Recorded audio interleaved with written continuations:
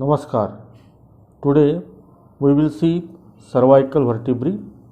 Cervical vertebrae are 7 in number. The first, second and seventh are atypical, while third, fourth, fifth and sixth are typical. The vertebra as such is a irregular bone, but the body of the vertebra can be considered as long bone because the superior and inferior aspect of the body develops from annular epiphysis. So body can be considered as long bone, but the vertebra as a whole is a irregular bone. The vertebra consists of three parts. One is centrum. From the centrum develops all parts of body except the posterolateral aspect, and remaining parts develops from two vertebral arches. So one centrum and two vertebral arches form the vertebra. This is the body. Body should be anterior. The transverse dimension is more than the anteroposterior dimension. The superior surface of body is concave and the lips are elevated on the lateral side. So these elevated lips should be directed upward. The anterior surface of the body is convex forward, and this is due to development of secondary curvature. The upper and lower margins gives attachment to anterior longitudinal ligament, and on either side of midline there is attachment of longus colli muscle. The bodies of two adjacent cervical vertebrae articulate with each other with the intervention of intervertebral disc. The intervertebral disc is a fibrocartilage. The peripheral part of the disc is called as annulus fibrosus and the central part is called as nucleus pulposus. The nucleus pulposus is one of the remnant of notochord. So between the bodies of two vertebrae lies secondary cartilaginous joint. The inferior surface of the body is convex. The posterior surface of body at upper and lower margins gives attachment to posterior longitudinal ligament, and in between there are foramens for the basivertebral veins. Behind the body there is the vertebral foramen. The vertebral foramens of different vertebrae join to form vertebral canal. The vertebral foramen contains the spinal cord with the meninges, pia mater, arachnoid mater, dura mater, and the spaces subarachnoid space and subdural space with the one anterior and two posterior spinal arteries. The ascending structure is the spinal root of the accessory nerve. This is the pedicle. Above the pedicle there is superior vertebral notch, and below the pedicle there is inferior vertebral notch. The vertebral notches of adjacent vertebrae form the intervertebral foramen. Through it passes the spinal nerve.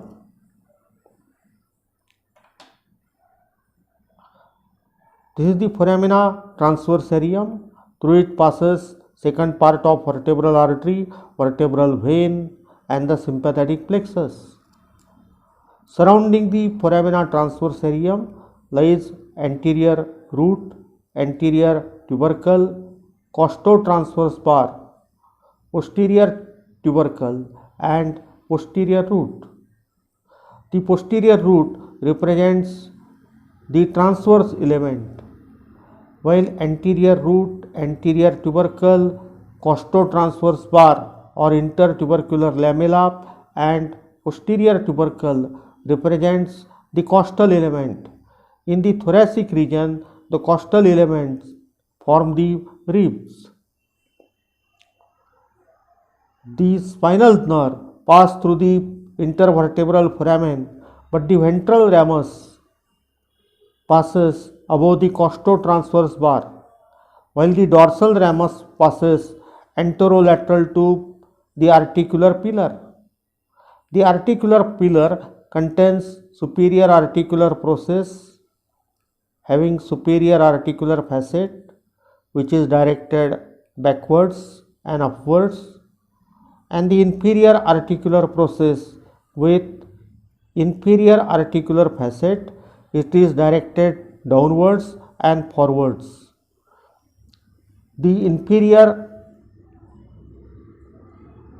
articular process of the upper vertebra articulates with superior articular process of the lower vertebra to form a plain synovial joint.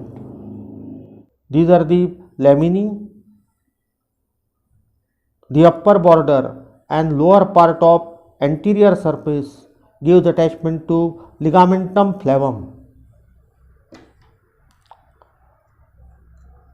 The laminae of two adjacent vertebrae are connected by ligamentum flavum extending between upper border of the lower lamina and lower part of anterior surface of the upper lamina. This is the spine. Spine is bifid. Within the bifid spine lies the ligamentum nuchae, and the spine gives attachment to the deep muscles of back. The anterior tubercle gives attachment to scalenus anterior and longus colli muscle, while the posterior tubercle gives attachment to scalenus medius, scalenus posterior and levator scapulae muscle. So this is the typical cervical vertebra. This is the first cervical vertebra. It is also called as atlas. It supports the head. Atlas was Greek mythological giant who was supporting the globe. Similarly, the atlas vertebra supports the head. And that's why it is called as atlas. The body is absent, spine is absent. There are two lateral masses. On the superior surface of the lateral mass lies elongated facet which is constricted in the middle. On the medial side, means this is the kidney shaped facet. This superior articular facet of the atlas articulates with occipital condyles to form the atlanto-occipital joint. These are ellipsoid varieties of synovial joints. On the medial side of lateral mass, there is a tubercle for attachment to transverse atlantal ligament. The two lateral masses are connected anteriorly by anterior arch and posteriorly by longer posterior arch. The anterior arch represents hypochordal bow. Hypochordal bow was a morphological component of all vertebrae, but it is lost in all other vertebrae but retained in the first. So anterior arch represents hypochordal bow. On the anterior surface, it shows anterior tubercle which gives attachment to anterior longitudinal ligament, and on either side it gives attachment to longus colli muscle. The upper border gives attachment to anterior atlanto-occipital membrane. Above this membrane is attached to anterior margin of the foramen magnum. The lower border of the anterior arch gives attachment to anterior longitudinal ligament.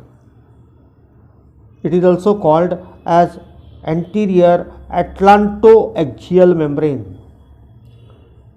On the posterior surface of the anterior arch, there is oval facet, and this facet articulates with odontoid process of the axis and forms the median atlantoaxial joint. The atlas with skull rotates around the odontoid process, and that's why the second cervical vertebra is called as axis.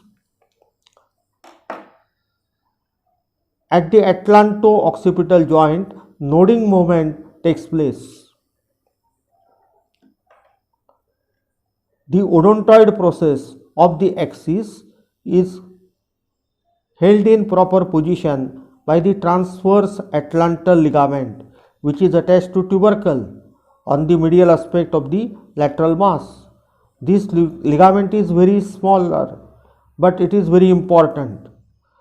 At the level of posterior arch of atlas, the medulla oblongata ends and the spinal cord starts, and the lower part of medulla contains vital centers. If the transverse atlantal ligament breaks, then dens may come backward and it may press the lower part of medulla, causing injury to the vital centers, and there may be death.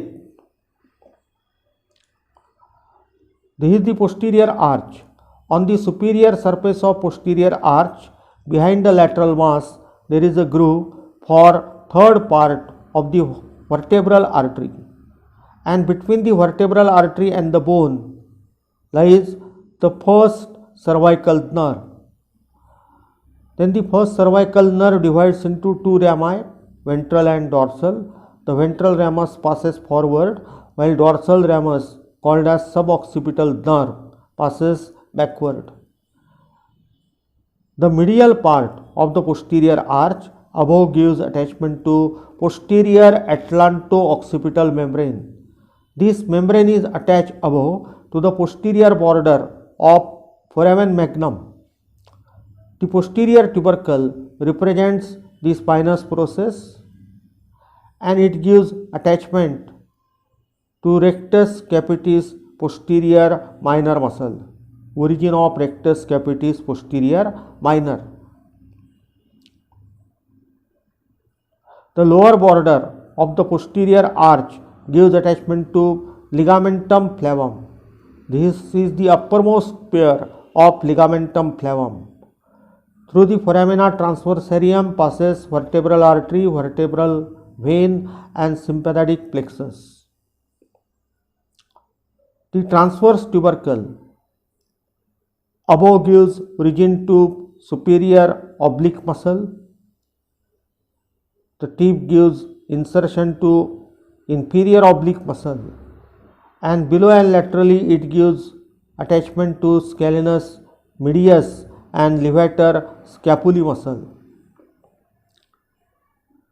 The inferior articular facet is circular, flat.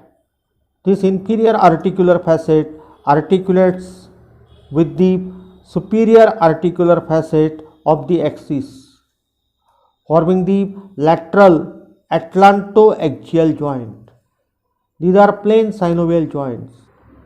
So there are three joints between atlas and axis. One, median atlantoaxial joint. This is pivot variety of synovial joint.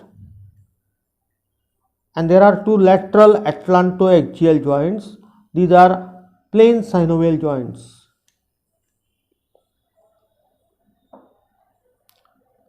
In front of the transverse tubercle lies the internal jugular vein, the spinal accessory nerve, and the occipital artery.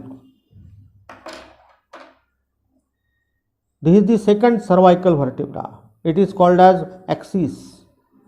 The superior aspect of the body shows tooth-like process. It is called as odontoid process or dens. The tip of the dens gives attachment to apical ligament. It goes up and attached above to the basilar part of occipital bone. The apical ligament of dens is one of the remnant of notochord. The side of the apex gives attachment to alar ligament. Above it is attached to the medial surface of the occipital condyle. The anterior surface of dens have the facet which articulates with atlas to form the median atlantoaxial joint. This is the body. The lower margin of the body gives attachment to anterior longitudinal ligament. Either side of the midline gives attachment to longus colli muscle. In the middle, the anterior surface gives attachment to anterior longitudinal ligament. This is the posterior surface of the body.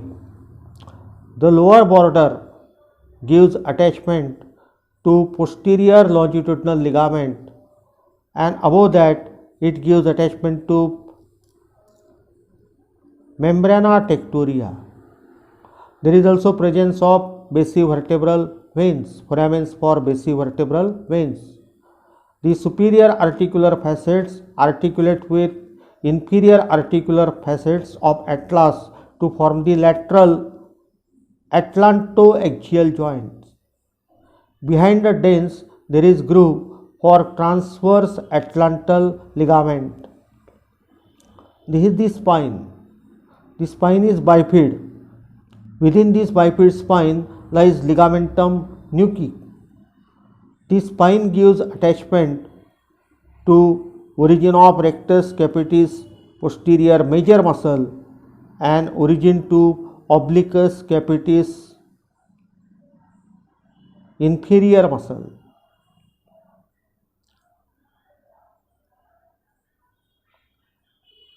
The lamina by upper border and lower part of anterior surface gives attachment to ligamentum flavum. This is the anatomical position. Body anteriorly, spine posteriorly, and the dens should be directed upwards. Now we will see the seventh cervical vertebra. The seventh cervical vertebra is also called as vertebra prominens because the spine is long. It is not bifid. It ends into a tubercle. It gives attachment to lower end of ligamentum nuchae and gives origin to trapezius and rhomboidus minor muscles. The foramina transversarium is either small or duplicated, sometimes it may be absent, and through this foramen passes only vertebral vein.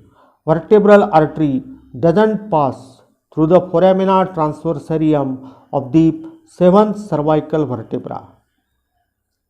This is the transverse process and it gives attachment to scalenus, medius and levator scapulae muscle. The anterior root is small, sometimes it enlarges and extends up to first rib to form the cervical rib. It may be fibrous or it may be osseous. The cervical rib, when present, may compress lower trunk of brachial plexus and the subclavian artery, producing various symptoms. The third, fourth, fifth and sixth cervical vertebrae are typical. They have common features, but the anterior tubercle of the sixth cervical vertebra is large. It is also called as carotid tubercle. The common carotid artery can be compressed against this tubercle. This is the sixth cervical vertebra because the anterior tubercle is large. Thank you.